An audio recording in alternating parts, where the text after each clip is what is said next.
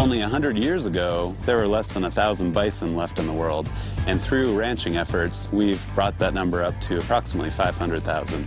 Being a part of that aspect of raising them is extremely rewarding. This is an animal that has evolved in concert with the ecosystem that we're in over the last tens of thousands of years. The types of grasses, even the contour of the land, all reflect the footprint or the hoofprint of the bison. One thing that we've had handed through the generations has been the love for the animal.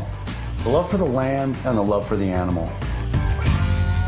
People have been eating bison on the North American continent for thousands of years, but modern consumers figured out this is a really delicious product with some health benefits to boot. It's economically viable for producers today to be in the bison business, and that's important if we're going to continue to grow our industry. But we weren't making a living selling beef, so we had to do something else. We're in a great place with the bison industry today for several reasons. Primarily is the consumer demand that we've created for the meat and its byproducts.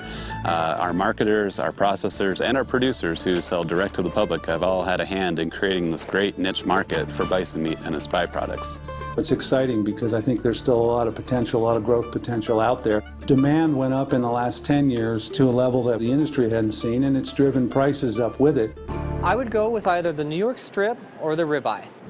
Price is definitely a main concern. That's where it falls on myself and my team members to educate our customers about the process of how bison is raised. It takes longer to bring a bison to market than it does beef, which is why you see higher costs in bison.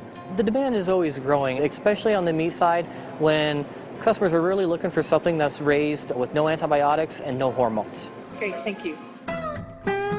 In the past 2 years, Ted's has seen a growth in both our guest counts and sales, and I believe that really directly correlates with our guests and knowing how great bison tastes and the health benefits. I choose bison because I love the nutritional value, that it's leaner, and it tastes awesome. Well, I would say that the most popular item on our menu is the bison burger. This is the way I cook the bison burgers at the house. It's typically the first foray into eating bison for many of our guests. So as they get familiar with it, they tend to expand on. Excellent. We've created an industry that's profitable. There's opportunities for all size producers and marketers, everything from cow-calf operations up to gate-to-plate finishing operations. We're at a point now where we would never have dreamed or even imagined that anything like this could have happened in this industry. I wish I had 4 times as many buffalo as I have, because the demand's there, and if I had the animals, it would be easy to market them. Yes, we're raising these animals for meat. We know that they're going to go and end up on a dinner plate.